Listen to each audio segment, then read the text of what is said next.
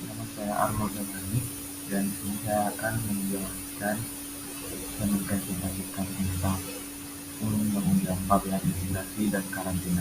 Sebelumnya saya minta maaf kepada Ibu atas pertemuan sebelumnya, yaitu mungkin saya tidak mengajukan diri karena sinyal saya yang tidak mendukung untuk melakukan presentasi agar presentasi tersebut berjalan dengan lancar, dan saya juga ingin meminta maaf kepada Ibu karena mungkin respon saya dan juga teman-teman yang kurang memuaskan bagi Ibu. Kiranya Ibu dapat memaafkan kami. Terima kasih. Maka dari saya akan melanjutkan kembali presentasi yang akan saya lakukan, yaitu mengenai Undang-Undang Pabean Imigrasi dan juga Karantina. Yang pertama yaitu Undang-Undang Nomor 17 Tahun 2006 tentang perubahan atas Undang-Undang Nomor 10 1995 tentang kepabeanan. Pasal pertama, dalam undang-undang ini yang dimaksud dengan satu, kepabeanan adalah segala sesuatu yang berhubungan dengan pengawasan atas lalu lintas barang masuk atau keluar daerah pabean serta pemungutan bea masuk dan bea keluar. Dua, daerah pabean adalah wilayah Republik Indonesia yang meliputi wilayah perairan dan ruang udara di atasnya, serta tempat-tempat tertentu di zona ekonomi eksklusif dan landas kontinen yang di dalamnya berlaku undang-undang ini. Kawasan pabean adalah kawasan dengan batas-batas tertentu di pelabuhan laut, bandar udara, dan tempat lain yang ditetapkan untuk lalu lintas barang yang sepenuhnya berada di bawah pengawasan Direktorat Jenderal Bea dan Cukai.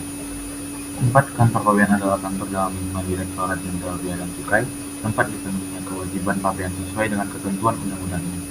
5. Pos pengawasan pabean adalah tempat yang digunakan oleh pejabat bea cukai untuk melakukan pengawasan terhadap lalu lintas barang impor dan ekspor.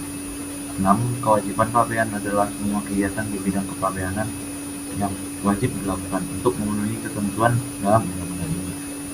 Kita lanjut.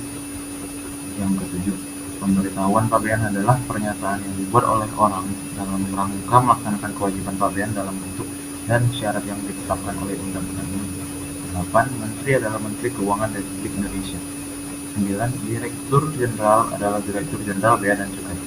10. Direktorat Jenderal Bea dan Cukai adalah unsur pelaksana tugas pokok dan fungsi Departemen Keuangan di bidang kepabeanan dan cukai.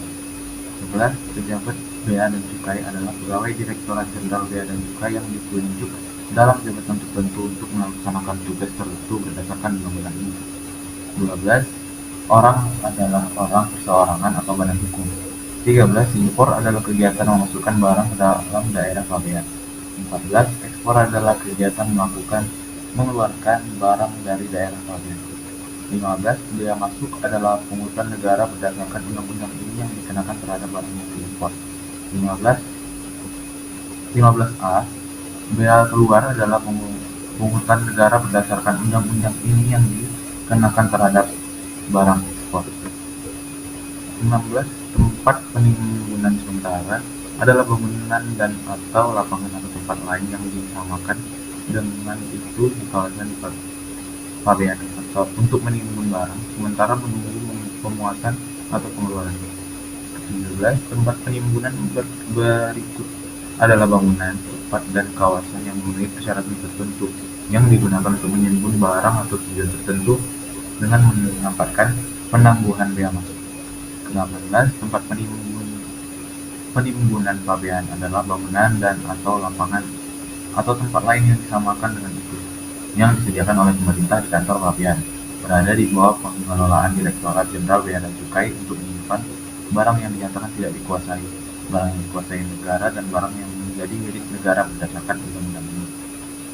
19. Barang tertentu adalah barang yang ditetapkan oleh instansi teknis terkait sebagai barang yang pengangkutannya di dalam daerah pabean diawasi.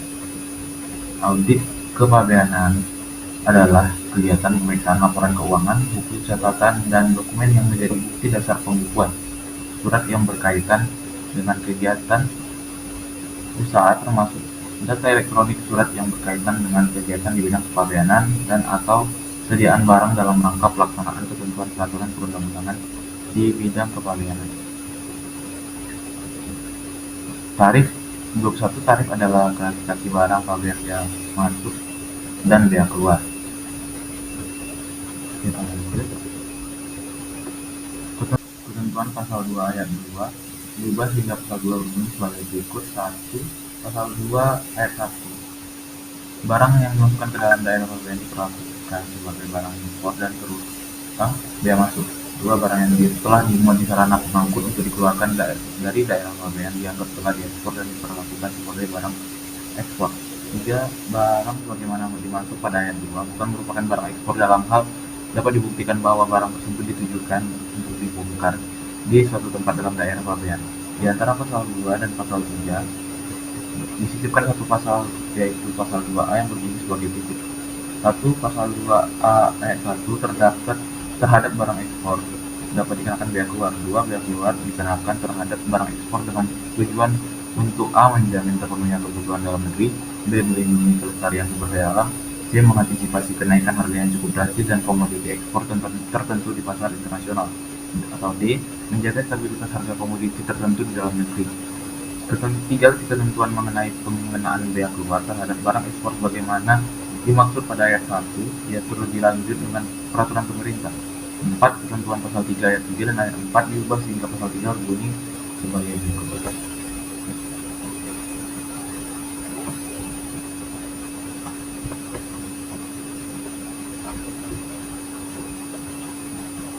Pasal 3. 1. Terhadap barang impor dilakukan pemeriksaan pabean. 2. Pemeriksaan pabean sebagaimana dimaksud pada ayat 1 meliputi penelitian dokumen dan pemeriksaan fisik barang. 3. Pemeriksaan pabean sebagaimana dimaksud pada ayat 2 dilakukan secara selektif. 4. Ketentuan mengenai tata cara pemeriksaan pabean sebagaimana dimaksud pada ayat 1 diatur lebih lanjut dengan atau berdasarkan peraturan menteri. 5. Pasal 4 tetap dengan perubahan penjelasan pasal 4 sehingga penjelasan pasal 4 menjadi sebagaimana ditetapkan dalam penjelasan mengenai pasal undang-undang ini. 6. Di antara pasal 4 dan pasal 5 disisipkan satu pasal, yaitu pasal 4 yang berbunyi sebagai berikut. Pasal 4A 1. Terhadap barang tertentu dilakukan pengawasan pengangkutannya dalam daerah pabean. 2. Instansi teknis terkait menteri yang membidangi perdagangan memberitahukan jenis barang yang ditetapkan sebagai barang tertentu kepada menteri. 3. Ketentuan mengenai pengawasan pengangkutan barang tertentu sebagaimana dimaksud pada ayat 1 diatur lebih lanjut dan berdasarkan peraturan pemerintah. Ketentuan pasal 5 ayat 2 dan ayat 3 diubah sehingga pasal 5 berbunyi sebagai berikut. 1. Pemenuhan kewajiban pabean dilakukan di kantor pabean atau tempat lain yang disamakan dengan kantor pabean dengan menggunakan pemberitahuan pabean. 2. Pemberitahuan pabean disampaikan kepada pejabat bea cukai dan cukai di kantor pabean atau tempat lain yang disamakan dengan kantor pabean. 3. Pelaksanaan dan pengawasan pemenuhan kewajiban pabean ditetapkan kawasan pabean, kantor pabean, dan pos pengawasan pabean. 4. Penetapan kawasan pabean, kantor pabean, dan pos pengawasan pabean dilakukan oleh menteri. Di antara pasal 5 dan pasal 6 disisipkan satu pasal, yaitu pasal 5A yang berbunyi 1. Pemberitahuan pabean sebagaimana dimaksud dalam pasal 5 ayat 2 dapat disampaikan dalam bentuk tulisan di atas formulir atau dalam bentuk data elektronik. 2. Penetapan kantor pabean, tempat penyampaian pemberitahuan pabean dalam bentuk data elektronik dilakukan oleh menteri. 3. Data elektronik sebagaimana dimaksud pada ayat 1 merupakan alat bukti yang sah menurut undang-undang ini. 4. Ketentuan mengenai tata cara sebagaimana dimaksud pada ayat 1 diatur lebih lanjut dengan berdasarkan peraturan menteri. Ketentuan pasal 6 diubah dan ditambah satu ayat sehingga pasal 6 berbunyi sebagai berikut. 1. Terhadap barang yang diimpor atau diekspor berlaku segala ketentuan sebagaimana diatur dalam undang-undang ini. 2. Dalam hal pengawasan pengangkutan barang tersebut tidak diatur oleh instansi teknis terkait. Pengaturannya didasarkan pada ketentuan undang-undang ini. Di antara pasal 6 dan pasal 7 disisipkan satu pasal, yaitu pasal 6A. Bunyinya, 1. Orang yang akan melakukan pemenuhan kewajiban pabean wajib melakukan registrasi ke Direktorat Jenderal Bea dan Cukai untuk mendapatkan nomor identitas dalam rangka akses kepabeanan. 2. Dikecualikan dari ketentuan sebagaimana dimaksud pada ayat 1, orang yang melakukan pemenuhan kewajiban pabean tertentu. 3. Ketentuan sebagaimana dimaksud pada ayat 1 dan ayat 2 diatur lebih lanjut dengan atau berdasarkan peraturan menteri. Kita lanjut ke undang-undang kedua, yaitu nomor 6 tahun 2001 tentang keimigrasian. Pasal 1 dalam undang-undang ini yang dimaksud dengan 1. Keimigrasian adalah hal ihwal lalu lintas seseorang yang masuk atau keluar wilayah Indonesia serta pengawasannya dalam rangka menjaga tegaknya kedaulatan negara. 2. Wilayah negara Republik Indonesia yang selanjutnya disebut wilayah Indonesia adalah seluruh wilayah Indonesia serta zona tertentu yang ditetapkan berdasarkan undang-undang. Tiga, fungsi keimigrasian adalah bagian dari urusan pemerintahan negara dalam memberikan pelayanan keimigrasian, penegakan hukum, keamanan negara, dan fasilitator pembangunan kesejahteraan masyarakat. Empat, menteri adalah menteri yang menyelenggarakan urusan pemerintahan di bidang hukum dan hak asasi manusia. Lima, direktorat jenderal adalah direktorat jenderal imigrasi. Enam, direktorat jenderal imigrasi adalah unsur pelaksana tugas dan fungsi Kementerian Hukum dan Hak Asasi Manusia di bidang keimigrasian. 7, pejabat imigrasi adalah pegawai yang telah melalui pendidikan khusus keimigrasian dan memiliki keahlian teknis keimigrasian serta memiliki wewenang untuk melaksanakan tugas dan tanggung jawab berdasarkan undang-undang ini. 8, penyidik pegawai negeri sipil keimigrasian yang selanjutnya disebut dengan PPS keimigrasian adalah pejabat imigrasi yang diberi wewenang oleh undang-undang untuk melakukan penyidik tindak pidana keimigrasian. 9, orang asing adalah orang yang bukan warga negara Indonesia. 10, sistem informasi manajemen keimigrasian adalah sistem teknologi informasi dan komunikasi yang digunakan untuk mengumpulkan, mengolah, dan menyajikan informasi guna mendukung operasional, manajemen, dan pengambilan keputusan dalam melaksanakan fungsi keimigrasian. 11, kantor imigrasi adalah unit pelaksana teknis yang menjalankan fungsi keimigrasian di daerah, kabupaten, kota, atau kecamatan. 12, tempat pemeriksaan imigrasi adalah tempat pemeriksaan di pelabuhan laut, bandar udara, pos lintas batas, atau tempat lain sebagai tempat masuk dan keluar wilayah Indonesia. 13, dokumen perjalanan adalah dokumen resmi yang dikeluarkan oleh pejabat yang berwenang dari suatu negara, perserikatan bangsa-bangsa, atau organisasi internasional lainnya untuk melakukan perjalanan antar negara yang memuat identitas pemegangnya. 14, dokumen keimigrasian adalah dokumen perjalanan Republik Indonesia dan izin tinggal yang dikeluarkan oleh pejabat imigrasi atau pejabat dinas luar negeri. 15, dokumen perjalanan Republik Indonesia adalah paspor Republik Indonesia dan surat perjalanan laksana paspor Republik Indonesia.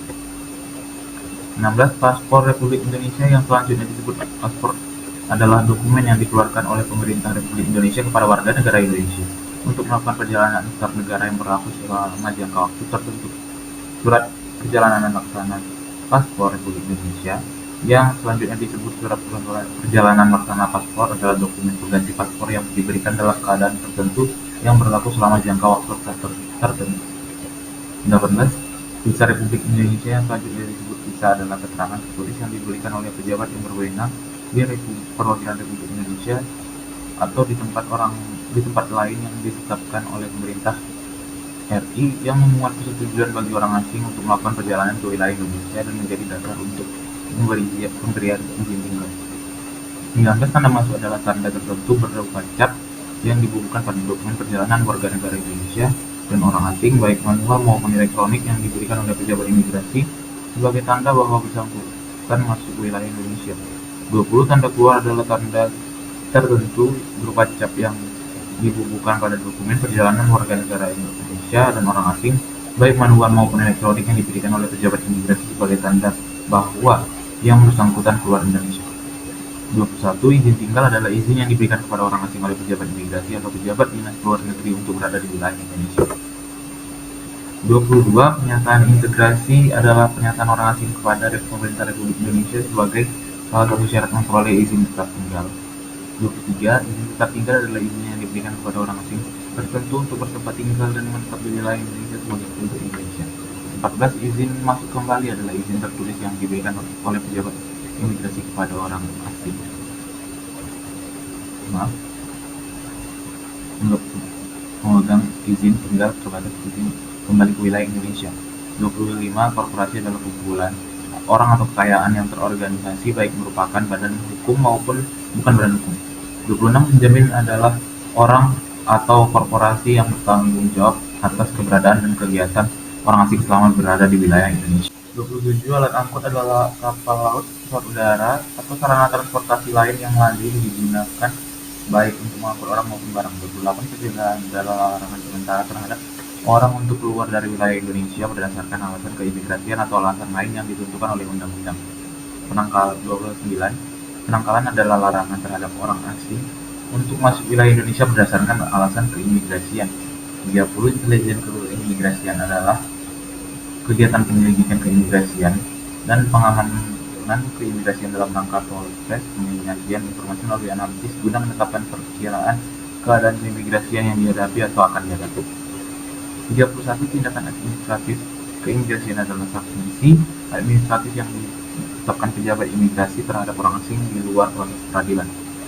32. Penyelundupan manusia adalah perbuatan yang bertujuan mencari keuntungan, baik secara langsung maupun tidak langsung, untuk diri sendiri atau untuk orang lain yang membawa seseorang atau sekelompok orang, baik secara terorganisasi maupun tidak terorganisasi, atau memerintahkan orang lain untuk membawa seseorang atau kelompok orang, baik secara terorganisasi ataupun tidak, yang tidak memiliki hak secara sah untuk memasuki wilayah Indonesia atau keluar wilayah Indonesia dan atau masuk wilayah negara lain yang orang tersebut tidak memiliki hak untuk memasuki wilayah tersebut secara sah, baik dengan menggunakan dokumen sah maupun palsu, dan atau tanpa menggunakan dokumen perjalanan baik melalui pemeriksaan imigrasi maupun tidak. 33. Rumah detensi imigrasi adalah unit pelaksana teknis yang menjalankan fungsi keimigrasian sebagai tempat penampungan sementara bagi orang asing yang dikenai tindakan administratif keimigrasian. 34. Ruang detensi imigrasi adalah tempat penampungan sementara bagi orang asing yang dikenai tindakan administratif keimigrasian yang berada di Direktorat Jenderal Imigrasi dan Kantor Imigrasi. 35. DTNI adalah orang asing penghuni rumah detensi imigrasi atau ruang detensi imigrasi yang telah mendapatkan keputusan pendetensian dari pejabat imigrasi. 36. Deportasi adalah tindakan paksa mengeluarkan orang asing dari wilayah Indonesia. 37. Penanggung jawab angkut adalah pemilik, pengurus, nahkoda, kapten kapal, kapten pilot, atau pengemudi alat angkut yang bersangkutan. 38. Penumpang adalah setiap orang yang berada di atas alat angkut kecuali awak alat angkut. 39. Perwakilan Republik Indonesia adalah Kedutaan Besar Republik Indonesia, Konsulat Jenderal Republik Indonesia, dan Konsulat Republik Indonesia. Kita lanjut ke yang terakhir tentang Undang-Undang Nomor 16 Tahun 1992 tentang karantina hewan, ikan, dan tumbuhan. Pasal 1. 1. Karantina adalah tempat pengasingan atau tindakan sebagai upaya pencegahan masuk dan tersebarnya hama, penyakit, atau organisme pengganggu dari luar negeri dan dari suatu area ke area dalam negeri atau keluarnya dari dalam wilayah negeri Republik Indonesia.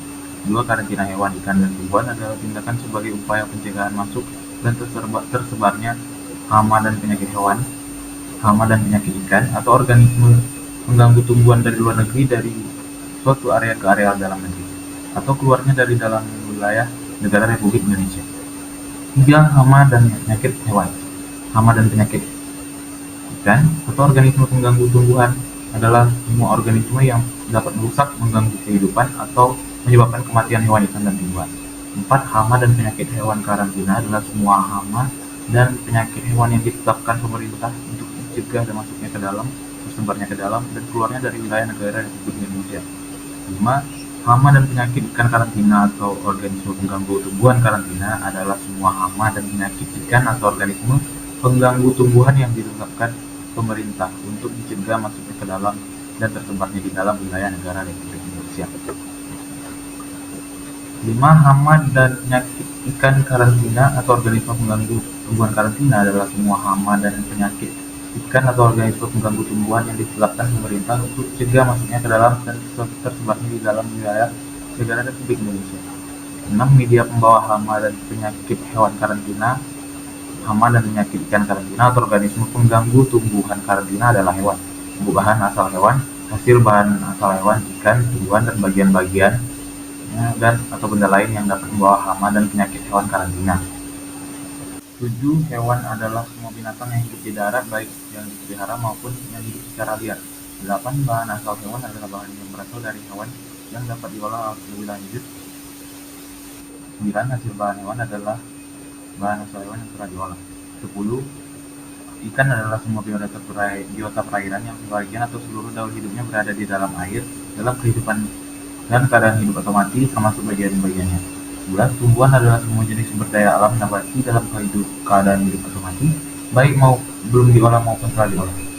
12. Tempat pemasukan dan tempat pengeluaran adalah pelabuhan laut, pelabuhan sungai, pelabuhan penyeberangan, bandar udara, kantor pos perbatasan antar negara lain, dan tempat-tempat lain yang dianggap perlu, yang ditetapkan sebagai tempat untuk memasuki dan atau mengeluarkan media pembawa hama dan penyakit hewan, hama dan penyakit ikan atau organisme pengganggu tumbuhan. 13. Petugas karantina hewan, ikan, dan tumbuhan adalah pegawai negeri tertentu yang diberi tugas untuk melakukan tindakan karantina berdasarkan undang-undang ini. Pasal 2. Karantina hewan, ikan, dan tumbuhan berdasarkan kelestarian sumber daya alam hayati, hewan, ikan, dan tumbuhan. Pasal 3. Karantina hewan, ikan, dan tumbuhan bertujuan a. Mencegah masuknya hama dan penyakit hewan karantina, hama dan penyakit ikan karantina, dan organisme pengganggu tumbuhan karantina dari luar negeri ke dalam wilayah negara Republik Indonesia. B. Mencegah tersebarnya hama dan penyakit hewan karantina, hama dan penyakit ikan karantina, dan organisme pengganggu tumbuhan karantina dari suatu area ke area lain di dalam wilayah negara Republik Indonesia. C. Mencegah keluarnya hama dan penyakit hewan karantina dari wilayah negara Republik Indonesia. D. Mencegah keluarnya hama dan penyakit ikan dan organisme pengganggu tumbuhan tertentu dari wilayah negara Republik Indonesia apabila negara tujuan mengendakinya. Yang terakhir, pasal 4, ruang lingkup pengaturan tentang karantina hewan, ikan, dan tumbuhan meliputi a. Persyaratan karantina, b. Tindakan karantina, c. Kawasan karantina, d. Jenis hama dan penyakit organisme pengganggu dan media pembawa, e. Tempat pemasukan dan pengeluaran. Terima kasih, mungkin sekian presentasi saya mengenai Undang-Undang Pabean Imigrasi dan Karantina. Jikalau ada kesalahan atau kekurangan, mohon dimaafkan. Mungkin sekian dari saya. Terima kasih.